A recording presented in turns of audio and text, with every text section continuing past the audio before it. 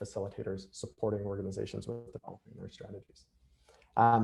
So hopefully you walk away with maybe something new that you've learned about strategy, maybe some common pitfalls to look out for when you're developing strategies, possibly some resources. I think we've sort of got a mental book list of things that we might recommend.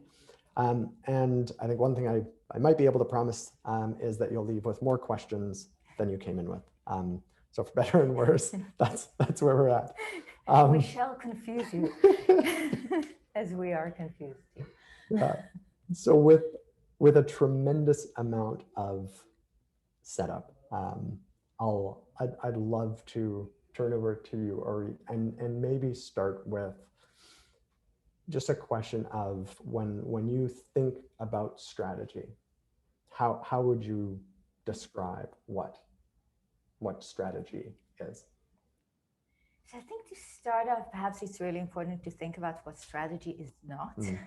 So strategy is not a vision. It's not a direction of travel. It's not where do you see yourself in 10 years.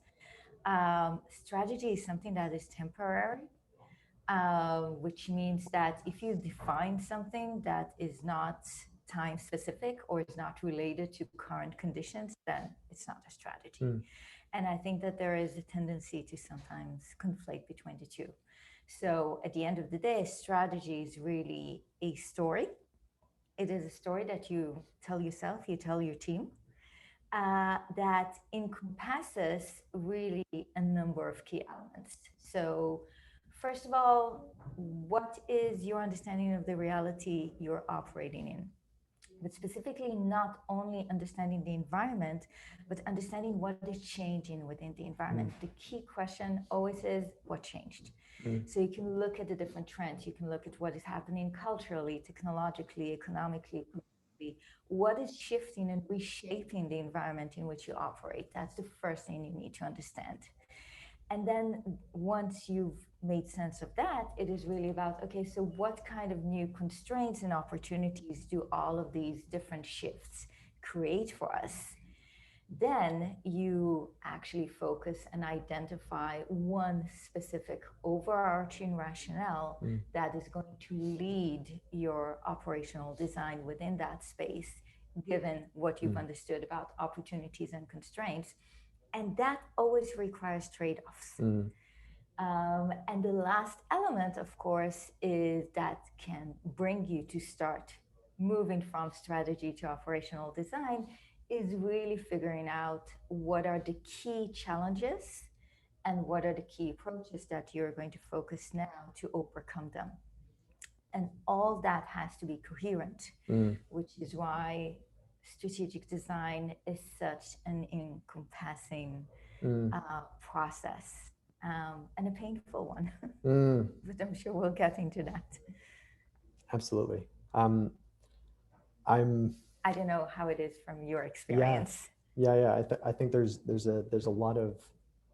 definitely a lot of overlap from my experience. I think I loosely think of similarly sort of strategy as something of an act of sense making and understanding both what's external to, if we're thinking about strategy for an organization, what's external to an organization, what's true of an organization, and then really looking at, as you mentioned, sort of the opportunities that exist at that intersection, and whether, I think the word you used was one rationale. I've heard it described as strategic logic or used in different terms, but I think it's really, I think there is a lot of overlap between that.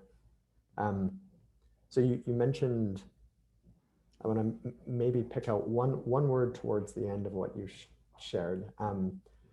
I personally find it both extremely valuable as a term, coherent, or coherence. I find it both extremely valuable as a term the more I dig into it. Also challenging to describe. So really not wanting to put you on the spot, but I'm curious how you would describe coherence. Coherence is really when your understanding of the environment, the shifts, the constraints, the opportunities, and the logic come together in a way that doesn't contradict each other. So once you've identified specific logic of, and again, it depends what you're developing a strategy for. It could be for a new product. It could be for a new marketing initiative. It could be about a public campaign. It could be about lobbying. It could be about system change, whatever it is, political change. Whatever you define for, everything you figured out need to really complement each other. That's where the coherency is. And actually, the process of strategizing is going through all the contradictions that you will identify and taking them out and actually resolving them. You resolve them, and then you have a coherent story. Now, of course, once you actually start to implement the strategy, you get feedback and you get information from the environment to what extent the way you thought you resolved the contradictions or you understood them, are they right, are they wrong? It reveals information, which is why actually part of the strategic process actually involves the implementation itself. It's an ongoing iterative process. So, this whole traditional notion of, the C-suite is going to design a strategy and someone else is going to operationalize it and someone else is going to implement it. That doesn't work. Yeah. Definitely in a complex environment. Yeah. Yeah,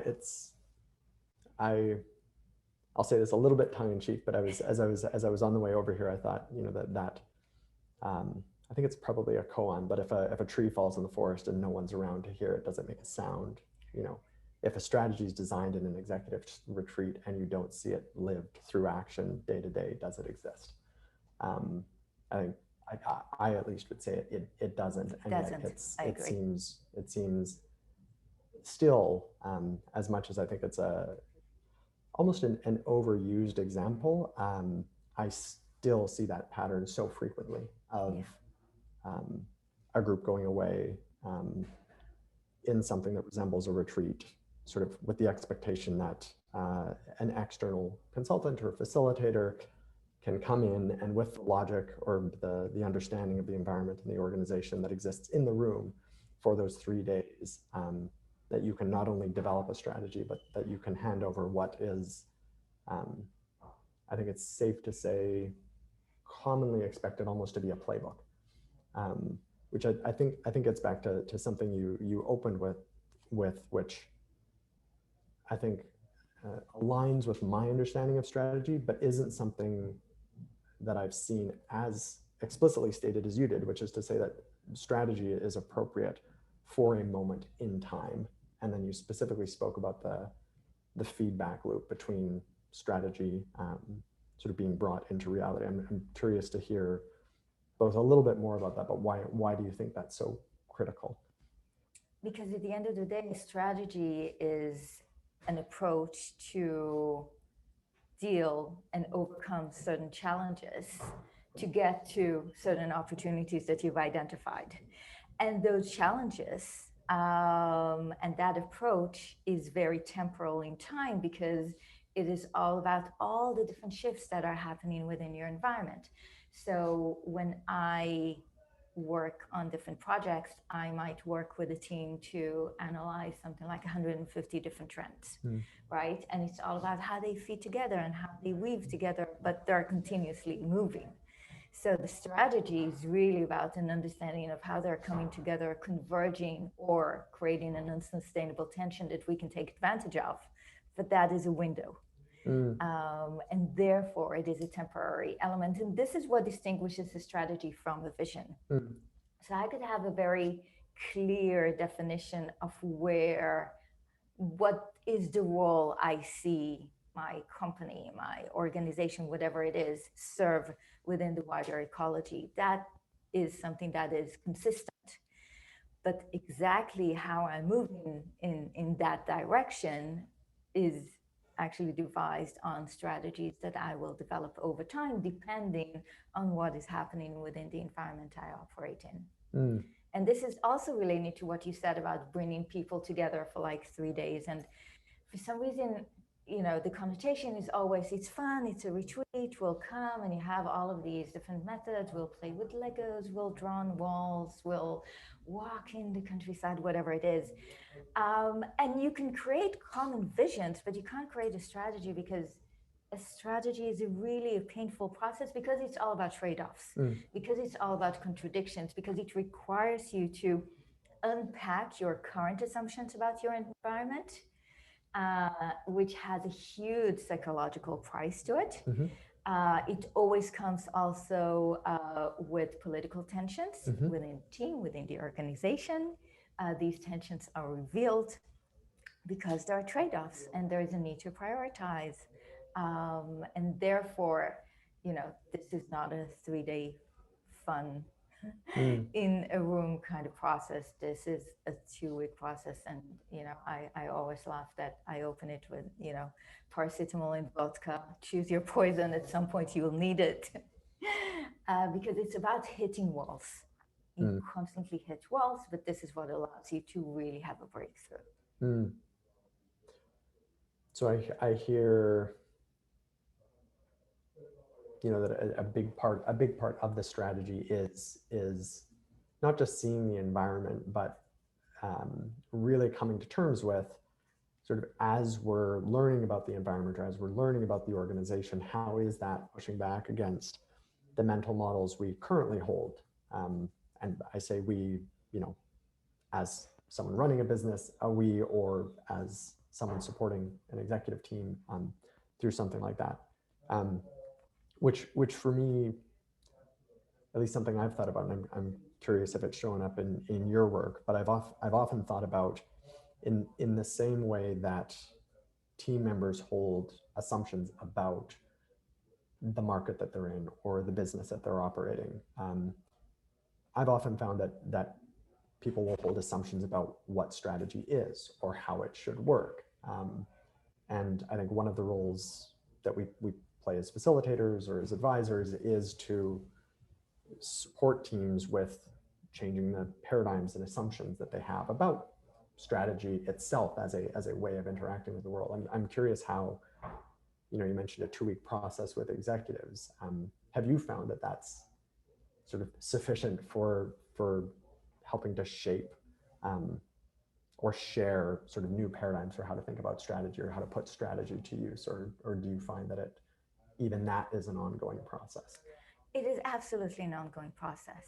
And I think that the idea of someone coming from the outside and facilitating this and then disappearing is a really difficult one. So it's usually about then mentoring them and just being there, to support the implementation of the process itself. But I think that also many times you'll go into an organization and what you'll actually have to tell them, you don't need a strategy. There's this over strategizing in the world. Many times you just need to do whatever you're doing better. And it's all about fine-tuning what you're doing. And it might be about the organizational culture, and it might be about the division of labor, and it might be about so many different elements. And it's really about the details of doing, you know what you need to do. You just need to do it better. You just need to be, do it more efficiently, more, have, a better way to really utilize your resources and connections and new assets or whatever it is. And then it's really about being a perfectionist and being obsessive about it, and being obsessive about the details and the data. And that's another thing. There's, a strategy is not this lovely new shiny thing, and then we get, into implementation and it's boring, and then, let's just get a new strategy kind of thing. So no, in most cases, actually, you don't need a strategy. You only need a strategy when you're developing something new. So you have a completely new venture and you need to figure it out, obviously. Or where you've come to the realization that whatever got you here won't get you there. That there is such strategic drift, there's been such a shift in the environment that you really need to carve out a new course for yourself. This is when you need it. If you're not there, don't. That raises a host of questions in my mind. But I guess one of the immediate ones is, would you then think that all organizations have a strategy, even if it's just tacit and sort of lived by the organization, if not made explicit? And it's, if that's true, then for some of the organizations where you'd say you don't need what I might describe as a new strategy, it's because they already have an implicit one? Or do you think that some organizations don't have a strategy, don't need a strategy, and whether it's tacit or not, that they can just operate? I think that when you look at successful organizations, there will always be a strategy there. It might have been comprised completely intuitively. They might have stumbled upon it, but there is an underlying logic that enables them now to overcome specific constraints and take advantage of specific opportunities within their environment. So on a fitness landscape, they have reached a certain peak. So I think many times it is about, just revealing, make it explicit. So I think that a lot of the work is actually about making a lot of implicit elements explicit, and then seeing, hey, this is the logic, just do more of that. Let's see how we can creatively, expand that, scale it up, whatever it is, as long as we understand that the environment still is in tune with that logic. So I think that, many times it is intuitive or stumbled upon, by mistake, whatever it is. But once you see it continuously being successful, then there is something there. Got it. And it does make me go in a slightly different direction, which is,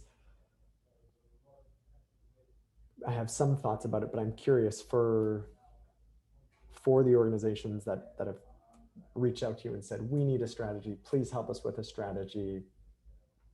What do you think the interest there is? Why are they reaching out to ask for a strategy, particularly if I'm hearing correctly that your perspective is, in a lot of cases, they're probably not going to need it? I think, well, for a variety of reasons, there might be new management coming in. There might be just a sense of tiredness and feeling like, constantly hitting walls and we're not sure about what we're achieving, or we think we could achieve a lot more.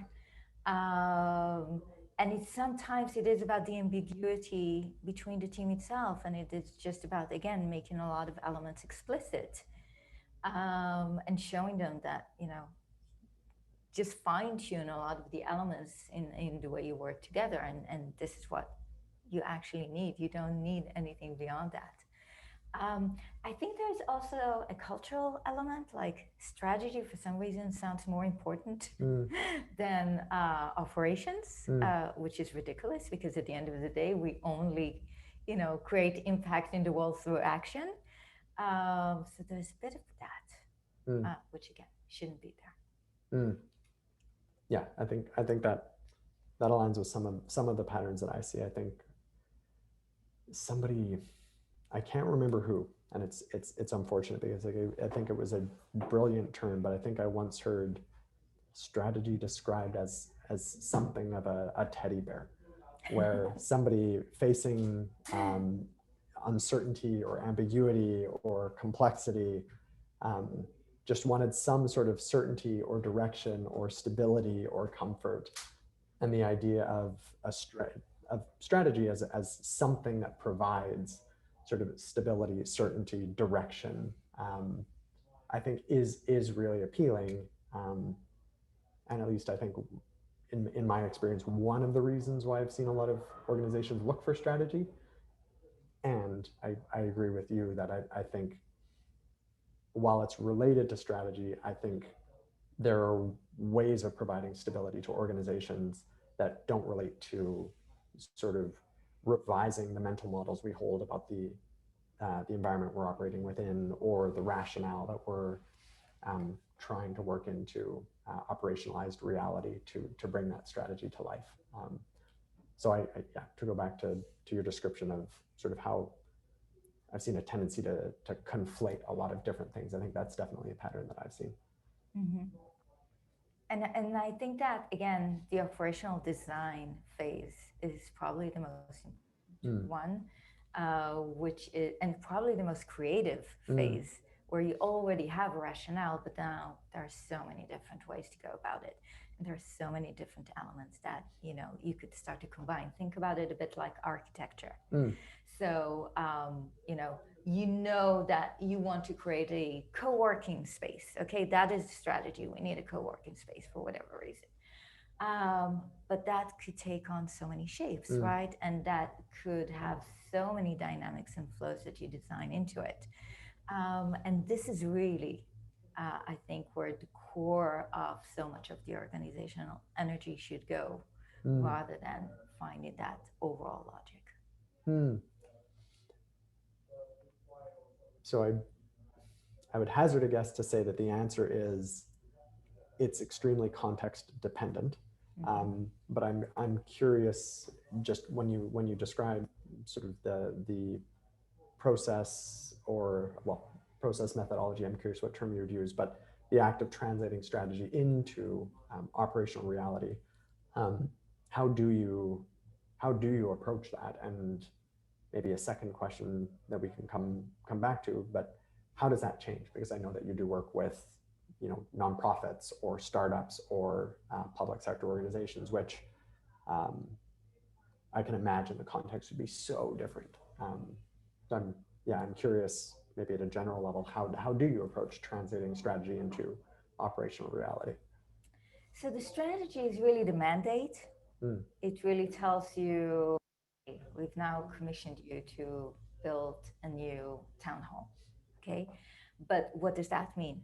Right? Every architect would give it a completely different vision and would think about the flows of people within that space. And is it going to be based on new trends in citizenship and open citizenship and values, and who do we want to see within that space, and what kind of art and what kind of interactions do we want to see in that space that will fit into how you design that space, right? But the mandate states, right? The mandate, which is the strategy, still, this is going to be a town hall for our community. But then for that is the context, whether you're a nonprofit or whether you're a local government or whether you're a tech company or whatever it is, you will take a different approach to what this town hall should be like. And that is really the context. So at the most abstract level, the strategy provides the mandate and the boundary within which to work, and then you're left with the context of how to actually realize it. Yes, so that's the architecture part of it. Okay. Where you have the most creative space to really think about the underlying assumptions, again, about the people, the flows, who is it for, what do they need, what is the user journey, if you like, and what are we trying to create. And then there's the tactical element of actually building the thing, which is hugely important because this is where the details come into play. But that shifts depending on who you are and what are you trying to create within that space. So I'm tempted to zoom out a little bit and go back to the original context of the conversation, and specifically focus on complexity for a second. And I'm curious, how does that, I think the way you described it was complexity-led logic, or is that, how would you describe how you think about how an understanding of complexity informs strategy? So when you think about complexity-led design, it's really about understanding how your perception of the environment informs your plan of action. And at the end of the day, what complexity science, complexity concepts provide us is not an understanding of what happens, but an understanding of how things happen. So how things emerge, how things collide. And this is why at the core, it is an understanding as what is changing, what is shifting, what is coming together. And given that I'm not going to be able to artificially create an end state within that environment, it is about an understanding of where things are flowing, what is the opportunity I see for my vision and my purpose within that space, and therefore where should I position myself to take advantage of the right flows. Mm. So think about it a bit like surfing. Okay. If you think about waves, they're actually created by contradicting forces, right? So you need to understand where they are, where you have a convergence of forces, where you have a contradiction of forces, and where you need to position yourself to take advantage of that. So for that, you also need a deeper understanding of who you are within that space, who you are within that system. And the beauty of it is once you start to think about our environment as an ecology, as a network, you can affect change from anywhere. You just need to understand who you are and what are the opportunities that you could take advantage of. So I think that complexity in that sense is really liberating because you suddenly open up to so many resources that you could take advantage of and so many tools that you haven't had before. So maybe to play devil's advocate a little bit and to offer a contradicting point, recognizing that time and money and even just cognitive bandwidth are I think real constraints when we think about strategy as relevant for a period of time.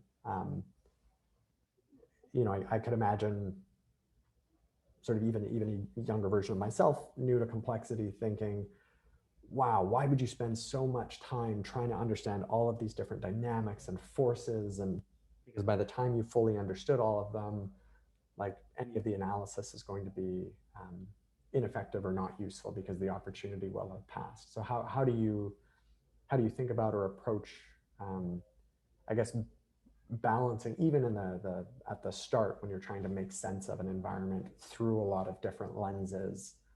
How do you balance the value that comes from bringing in a lot of different perspectives with the very real constraints of limited time, resources, energy? So again, I think that the limit of resources and energies, time, is exactly why I said if you don't have to strategize, don't. But I think that the key element is that while there are a lot of shifts in our environment, they're not random. So there is coherency and there is a logic to be discovered. And the added value of identifying really where the shifts are coming together and be able to identify that before anyone else has huge added value for what you can actually achieve. So in that sense, it is a price worth paying. And usually those shifts are not like, okay, what's going to happen culturally and technologically over the next week. It's not about that level of just trendiness. It is the deeper shifts that are happening within our environment that we know will have longer consequences that we need to identify.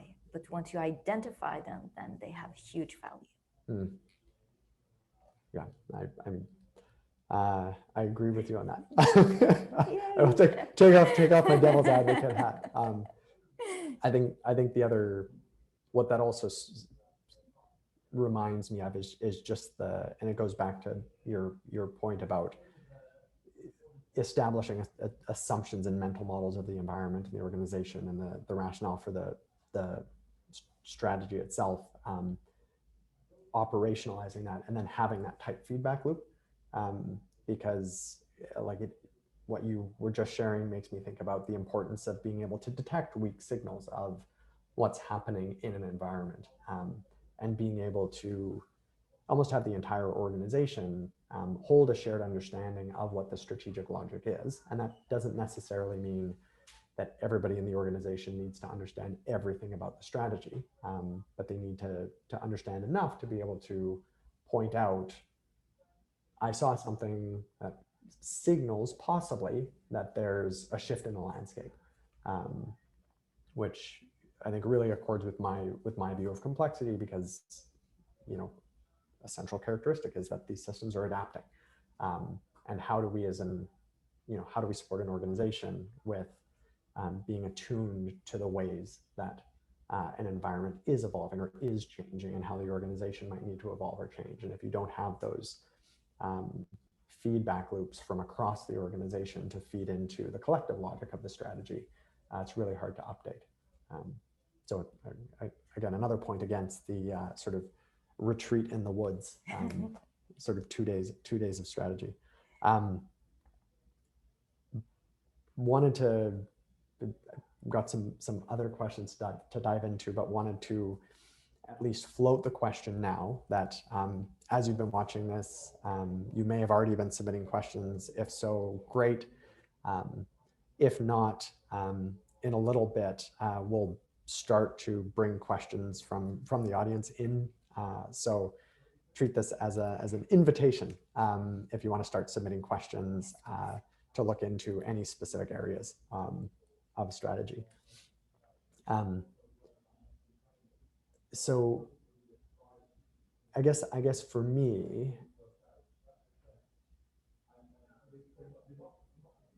I think about, so if I put my sort of consultant hat on and think about sort of strategy as a consultant, and the rationale of where I might invest my time to do a better job of supporting organizations with strategy.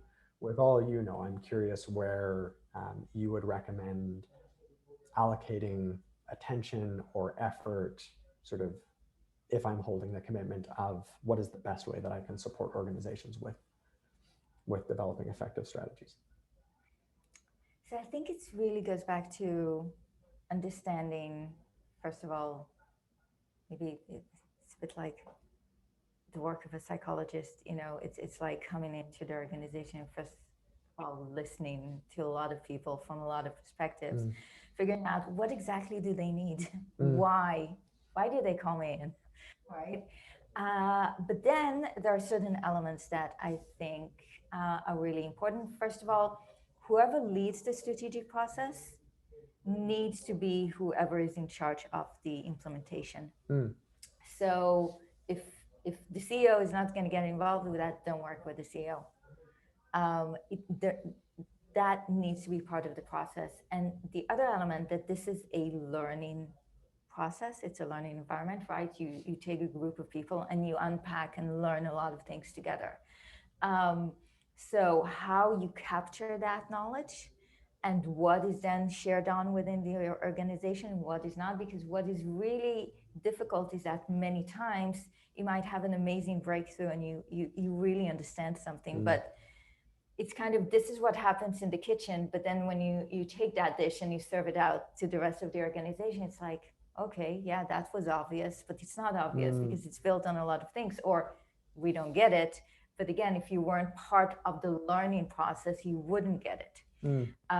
So thinking about exactly who is involved in the process is super important. So as much as possible, having the whole length of the team that is in charge of pulling it together, operationalizing it, implementing it is really important.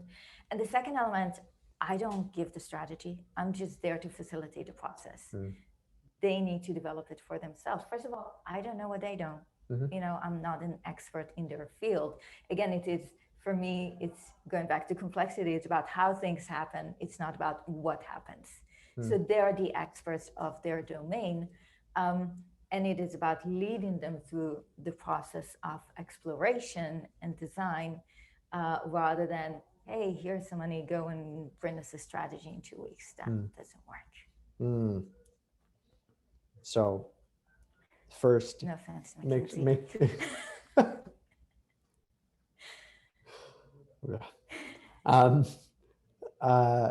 so I heard, make sure you're working, that whoever's designing the strategy is implementing the strategy, to make sure that learning is captured through the process, and that there's a way of sharing that learning.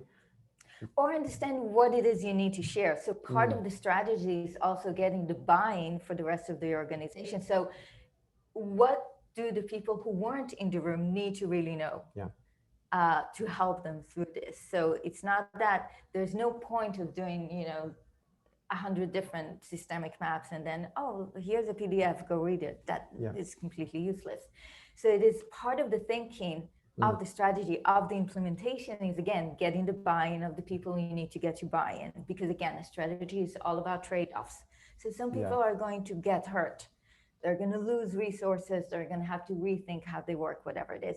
And the other thing is very important that you've mentioned earlier. It is about where do we get the information about how things are going. So, the people who are at the nerve ends of the organization, what does the nerve end actually mean? How does that information turn into knowledge that then feeds back into the team to understand how they, as I said, when I started, the strategy is a story, but then we need to figure out through action to what extent our story was the right one, or how do we need to change it, fine tune it, or just say, hey, we completely got this wrong.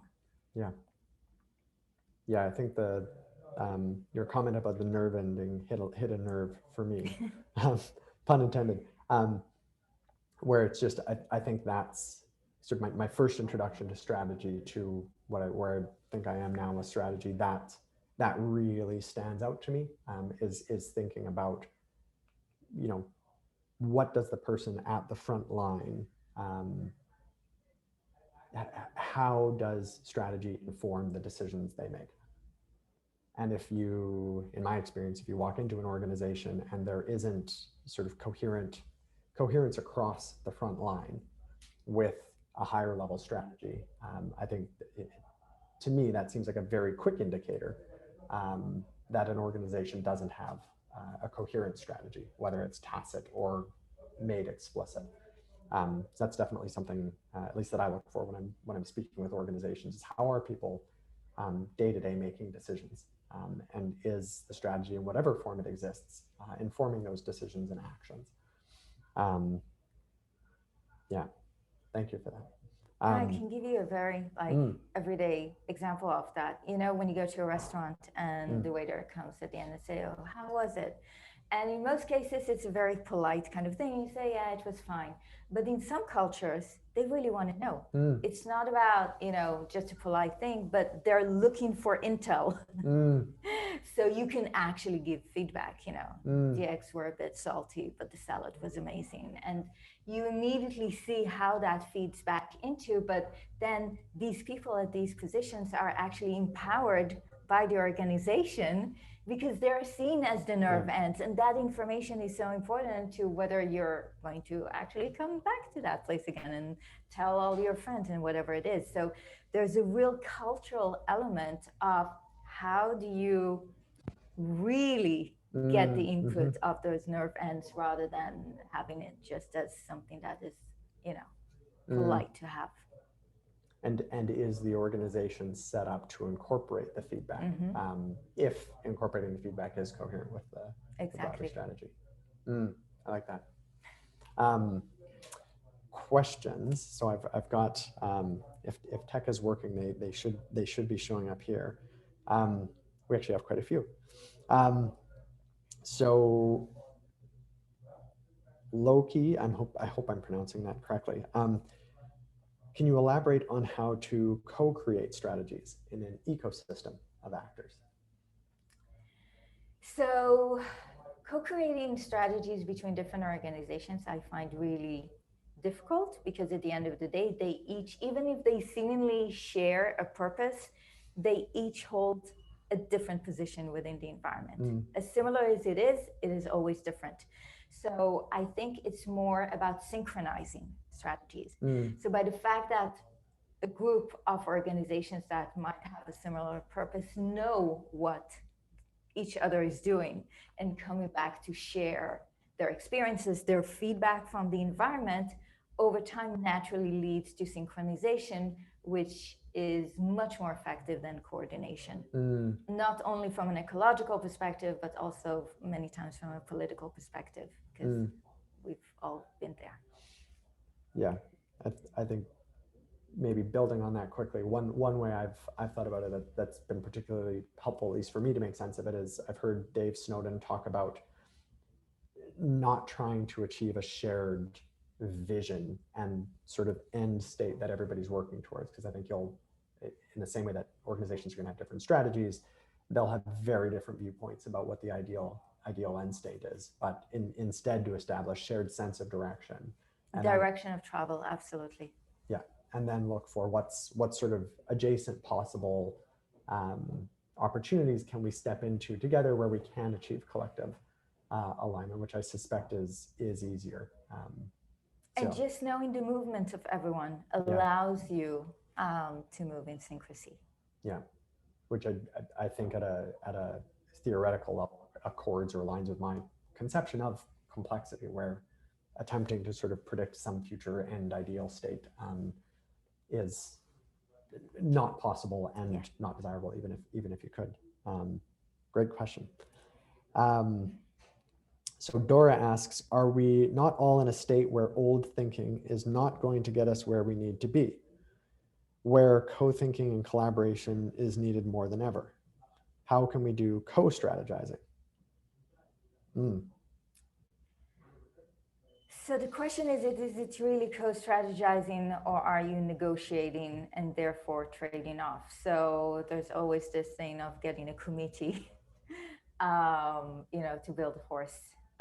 So many times it's actually better to have a very coherent and clear rationale that you can share with others rather than co-creation. Now, that doesn't mean that you don't inform a community that you're working with. So again, going back to the idea of a wide variety of stakeholders with a shared direction of travel. So you can help each other, you can support each other, but at the end of the day, the strategy itself is designed and led by the people who implement them. Otherwise, you just add more elements. It's like those tech products where you just add another feature and something else because someone else wanted it, and it just becomes something that is unusable. So in the trade-off between coherency and co-creation and coordination, it's not really co-creation, it's coordination. I prefer coherency and synchronization.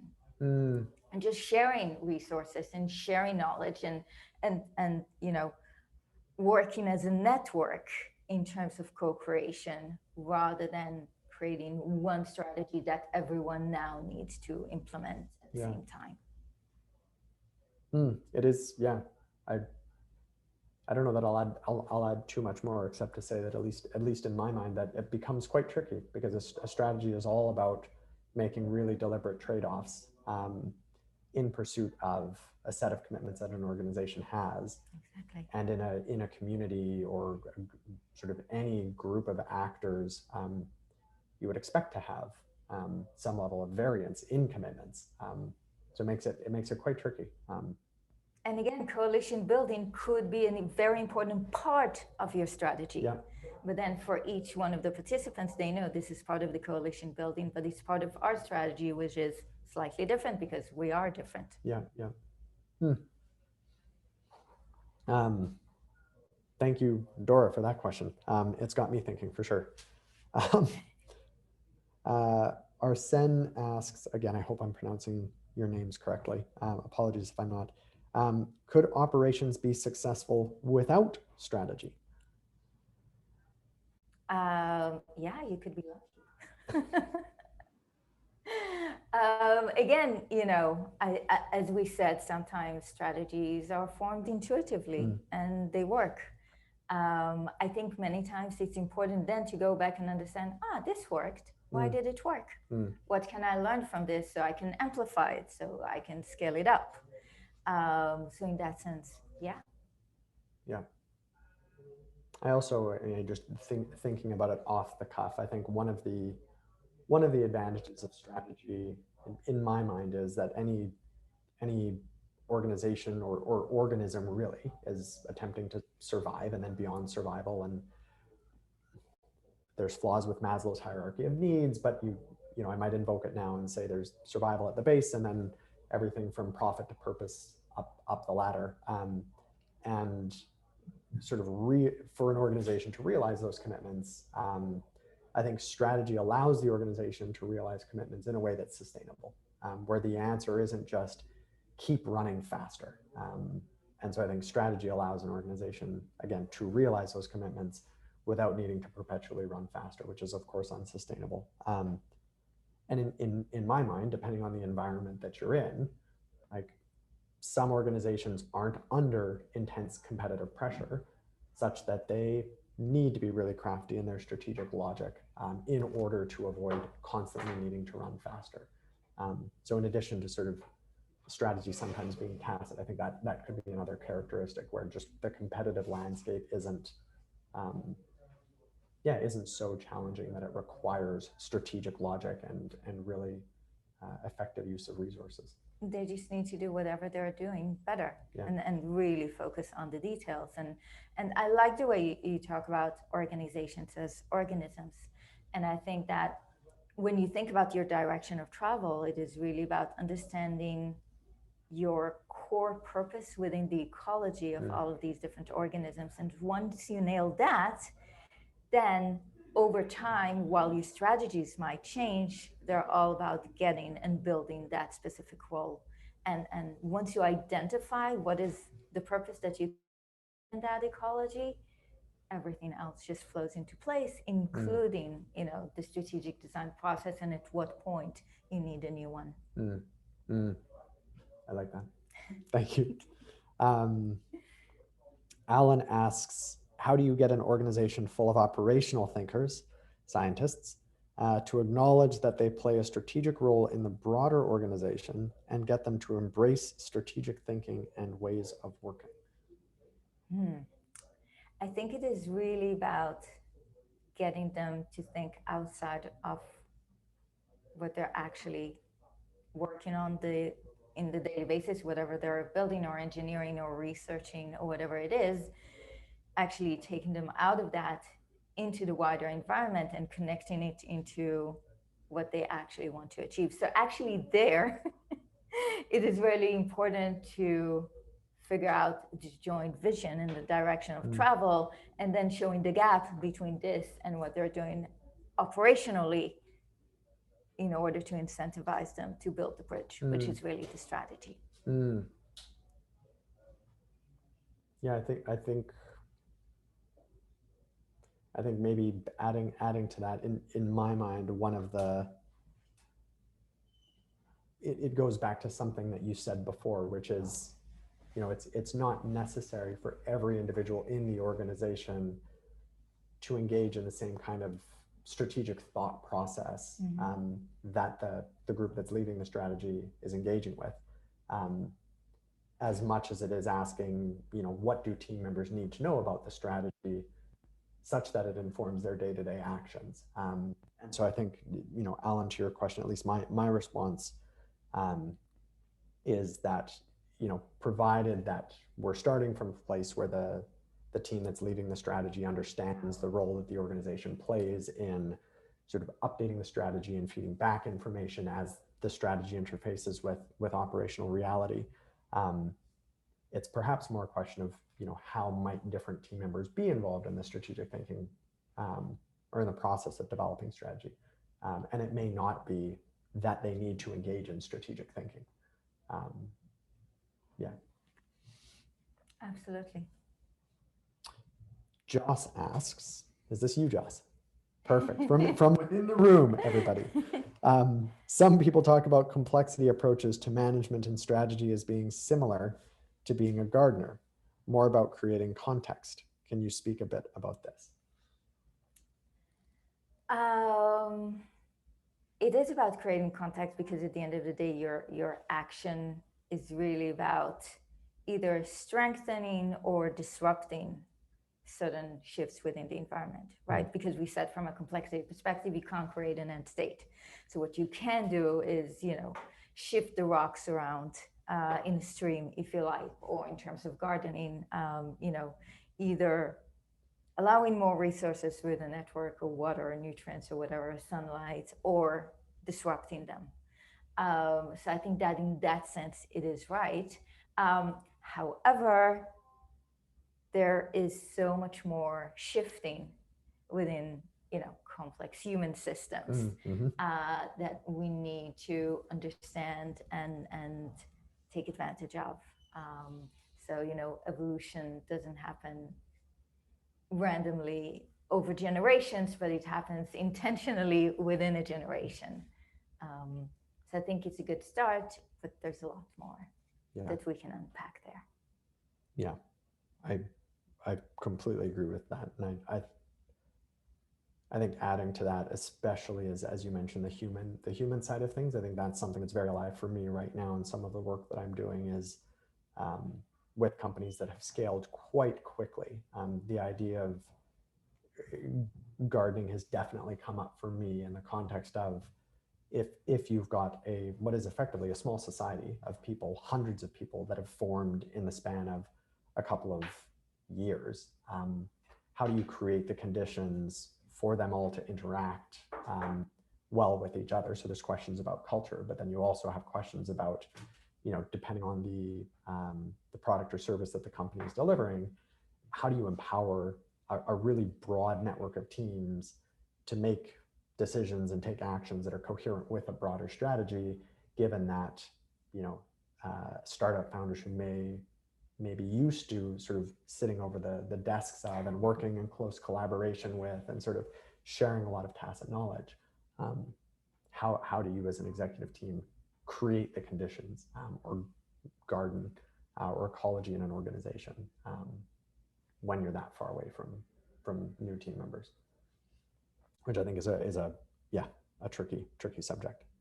Absolutely.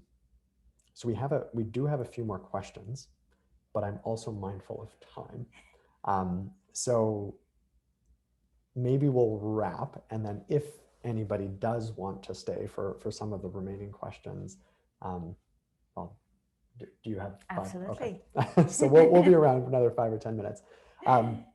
But hopefully the conversation was useful, and that it did leave you with more questions than answers. We would be really curious. I think Orit and I have had conversations before we jumped online. This is a very rich area that both of us are interested in talking about. So if you do have any follow-up questions, please do submit them after the fact. I think this is a live area of inquiry for both of us. Big thank you for you and so bringing all of your knowledge to the conversation today. It's really been a pleasure, and I look forward to the next one, and to our remaining time that we have to go through the rest of the questions. Thank you so much for all your insights and a wonderful conversation, and Joss and everyone for having me. Yeah. Hi, everyone. You can't see us from. We can't see you, unlike at least in Zoom, all of these tiles. So true. Thank you for listening. Thanks for joining, and we'll. So if you need to drop off, please feel free. But if you want to stay, we've got some more questions to go through. So I hear some dropping off, but why don't we jump in? Sure. So we've got a question from Luis, which is, being strategy is context dependent, and considering we live in an everyday more complex and fast-paced environment, shouldn't we prioritize capacities, for example, desired emergence, and capabilities, for example, systems mindset, over the plans and short-term strategic objectives to fulfill an organization's purpose and mission? I don't think there's a contradiction there. At the end of the day, you do need planning because you need to take actions. So as I said, there's the strategic part of it, which gives you the overall rationale. And you do need the capacities and resources to figure that out. There is the whole operational design process, and there is the planning and implementation, and they're all part of one overall, going back to the organisms, it's all part of the organizational metabolism. So I think we need all of them. I like the description of them not being contradictory or incoherent with each other. And I think in my mind, I would also add, and it's a little bit of a meta point, but one way I've thought about strategy is that if you appreciate that your environment is uncertain, so particularly some of the startups or scale-ups I work with are in very emergent spaces, and part of their strategic design anticipates that the environment they're operating in is uncertain, is emerging. And as a result, one of the questions is, how do you establish an organizational design that's coherent with an emerging, uncertain environment? So to your question, Luis, at least in my mind, part of the strategy is we need an organization that has built-in capabilities and capacities such that not just individuals within the organization, but that the organization as a whole can adapt as we learn more about the environment. Absolutely. You might structure the units as coming together and falling apart. There are so many ways to go about it, but you need to have that logic and the understanding of the environment. Absolutely, I agree. Fully agree. Crystal asks, how does growing our team's capacity to think strategically in complex environments through systems approaches, sense making, adaptability, etc., fit alongside the work of developing specific strategies? It sounds in many ways it's more about enhancing the underlying thinking and practices over creating a concrete strategy. So again, I think that these are the kind of capacities that you should have within the organization. They shouldn't overshadow, again, the implementation part, because we need to do things. But I think at the end of the day, it's not about the theory. It's really about the main question of what changed. If you meet once a week to have a discussion, okay, what changed? What do we identify as signals? What is shifting? And perhaps, once in a longer time to understand deeper shifts within the wider environment. I think that once people get into the habit of thinking about change and thinking about, okay, so how do these things fit together or contradict each other? That's all you need. It's that they develop the intuition to work much more coherently, strategically, and more effectively in a complex environment without having to go through, kind of educational about what are complex systems and what is system change and all of that. Many times you don't need that. You just need to guide your people to build this capacity of thinking about emergence and thinking about change. And sometimes you don't need that language at all. You just need them to focus on shifts. Many times actually using the language creates the problem itself, I find. Yeah, I think so it's interesting that you focus on the what change. That triggers a thought for me. And I think it also goes back to just a conversation we were having about, strategy in some cases being tacit. And to your point, perhaps language is going to confuse people more than it's going to help. And at least when I think about what changed, that immediately triggers the thought of what context are we in? And depending on, sort of go specifically, Crystal, to your question, there's this question of, do we need strategy as a framework and a way of thinking about how to make sense of our environment in the organization? Do we need the content of the strategy and the rationale? Do we need sort of capabilities and capacities to translate that rationale into the organization? Do we need capabilities and capacities to take in new information and weak signals and then feed that back up to then reform or revise the strategic logic? And I think, to Orit's point about asking the question, what changed? My question would be, well, you need all of those. You need those operating coherently. And so part of the question for me is, well, the answer to this question is going to be context dependent on the organization. So which of these dimensions is holding an organization back? And to something you said, and I suspect you're right, a lot of organizations probably either have a strategy, or whether it's implicit or explicit, and that more often it's about how do you get the organization operating in a way that's coherent with that strategy? So in that sense, I agree, Crystal, with your challenge that the content of a strategy is maybe not as relevant as some of these other I agree. aspects. And then one final question from Rolf. I would love to know what the perspective on strategy is in regard to the psychology of humans, as the strategy I have created in our childhood, and so we're wired to create strategies to survive. Are we able to live without strategy? I laugh because I was, maybe if I can jump in. Please.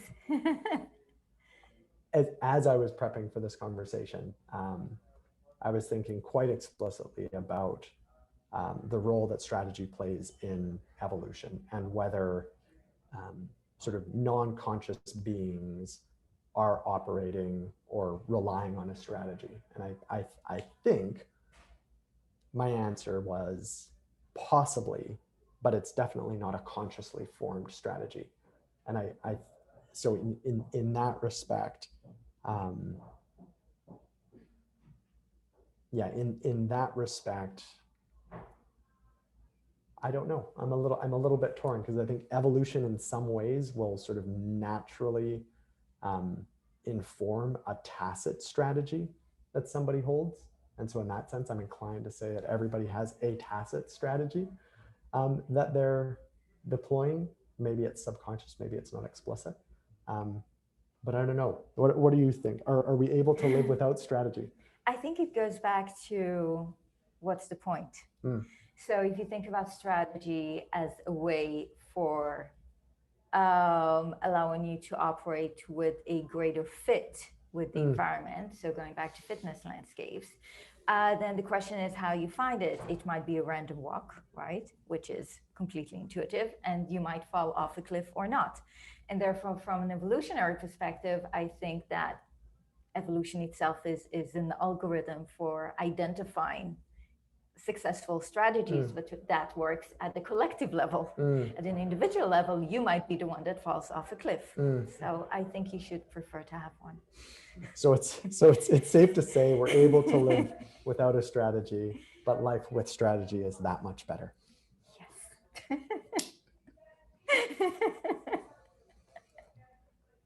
If you stayed with us this long, thank you. Hopefully it was the after hours was useful.